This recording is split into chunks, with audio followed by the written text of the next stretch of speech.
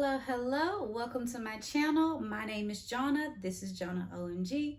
Today we'll be reviewing Real Housewives of Potomac Season 7, Episode 14.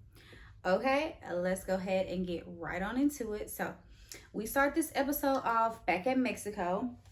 They're at dinner where Karen, Charisse, child, they are still arguing from last week. So, remember, Karen thought Charisse said something about her mother, which she clearly did not. Charisse was just saying that she supported Karen in her time of need when she lost her mother. And she would have, I guess, expected that same support or expected some kind of support in the same way when Charisse lost her father.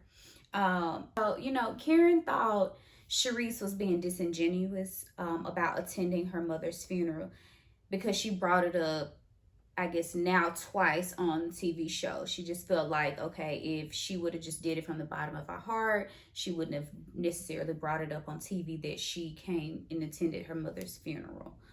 I guess, but I don't really think that's Charisse's MO. I think she's just trying to make Karen remember, hey, I was actually there for you in your time of need, unlike some of these other girls, yet you're being so malicious toward me. Karen thinks that she just came just so she can say, oh, I was there for Karen. I don't necessarily believe that that's true. So, but all in all, Charisse definitely wasn't talking about Karen's mother. So I do think Karen is being a bit dramatic and she's trying to deflect from whatever her true feelings about Charisse is. I don't think this is what the actual issue is with Karen.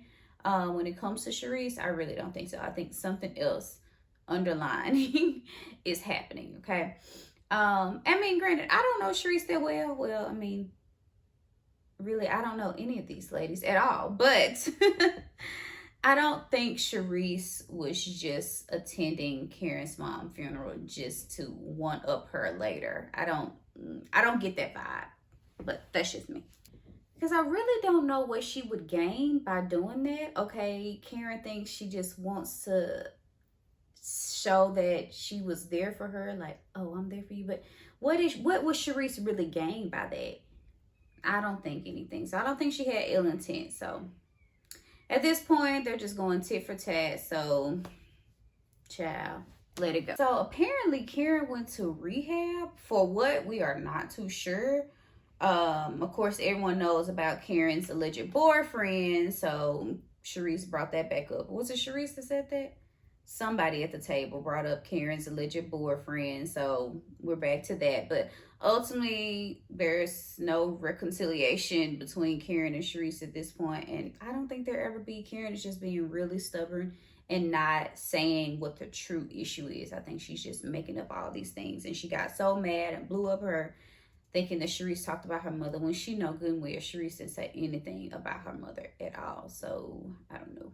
So, 30 minutes later, so the girls actually went to a bar and they're dancing, having a good time. I was so happy and excited for them. So, it was Wendy, Candace, Ashley, somebody else maybe, dropping it low, getting loose at the bar. It's like, yes, I love those good times. They need to show more of them.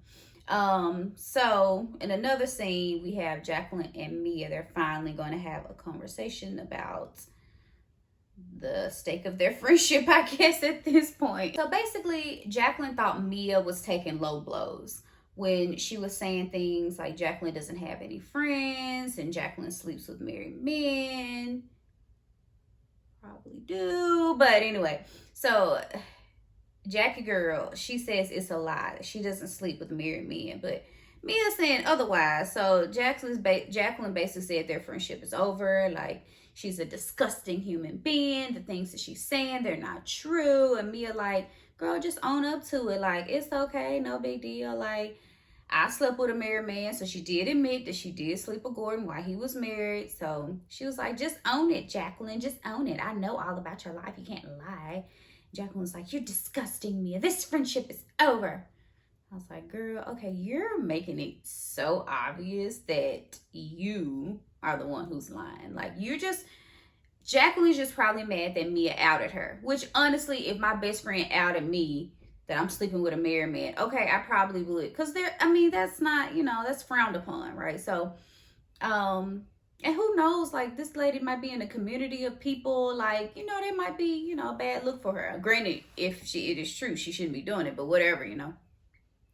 Um, but I just feel like she didn't want to be outed by her best friend on national TV, which I think is a fair assessment, okay? I think that is fair for her to not want to be outed by her best friend. My best friend did that to me. Yes, I will feel some type of way as well, regardless if it's true or not. Girl, how you gonna out me on TV? What the F? So we're at the next day and the girls are down at the beach. They're gonna do yoga. Ashley is leading the yoga session. She's doing some type of like spiritual Kama Sutra, some type of different yoga anyway. So Candace and Karen are talking, and she just said she's just going to be cordial to Cherise, like she knows she can be cordial to her. She's not trusting Cherise, and she don't think that they'll probably be friends. So that's that on that. Cherise decides that she is so done with Karen, with talking with Robin, I think. So also, boom, that's that. But they're going to get into it later again anyway. So, well, no, her and Cherise didn't get into it. More to come. So Ashley sets up a visit to a cenote, and it looked absolutely beautiful. I really could feel the spirit coming from the TV. But child, the mosquitoes were swarming. But I was thinking to myself, I was like, why don't y'all just get in the water? If everybody just jumps in the cenote, mosquitoes won't be biting you like that. Just get in the water. But anyway, I guess everybody didn't want to jump off. But I think there was like a little, there was some stairs you could have walked through. Goodness gracious, they was dramatic. But I don't like mosquitoes all over me anyway. It's just something about bugs flying around me and like sticking to my skin. Can't stand it. So after they visit the cenote, Ashley asked everybody, like, does everyone feel cleansed and healed? And I'm like, girl, you already knew the answer to that. No. So Karen asks what is up between Ashley and Candace, and I really enjoyed how they were able to communicate with each other in this part. So Candace basically told Ashley that the way that she handles things comes from a place of toxicity because of the trust issues that she had with Michael, which honestly makes complete sense, honestly. So I'm really glad that Candace was able to explain that to her, because I think it was eye-opening for Ashley, honestly. Candace says for her, like, she knows Chris and she doesn't have to deal with those trust issues like Ashley might have, so she doesn't need to have a conversation with Deborah. Ashley said that she brought Deborah just because if it were her, she would want to hear about it from the direct source. Candace, like, she don't need that. Like, she knows her husband, she trusts her husband and what he says and his sides of things. So, and there haven't been trust issues in the past, so she can trust Chris's word on that, so she doesn't need to hear from Deborah. I thought that was really, like I said, I thought it was hopefully, I think, it was really eye-opening for Ashley, because she was able to communicate. She was like, yeah, I have had issues with Michael in the past, and maybe that has shaped and warped how I handle situations. So for that, she did apologize to Candace. I thought it was really good. And, Candace told her, like, it seems like they always make it to a good place, but Ashley always does something to sabotage it. And honestly, it is Ashley for the most part that's always doing something to Candace. Like, Ashley, we did not forget. And within the fight between Monique and Candace, that you wrote a character defamation suit against, well, it wasn't a suit, but statement against Candace on behalf of Monique, and you weren't even present for the fight. And I feel like, Ashley, if you would have been present for the fight, you would have realized, like, Monique was in the wrong. But I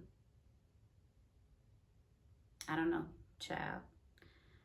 But anyway, we didn't forget, Ashley. I just feel like you should have stayed out of it, especially if you were trying to build a friendship with Candace at that point. Stay out of it. Like, But of course, we remember Monique probably had some dirt on Ashley.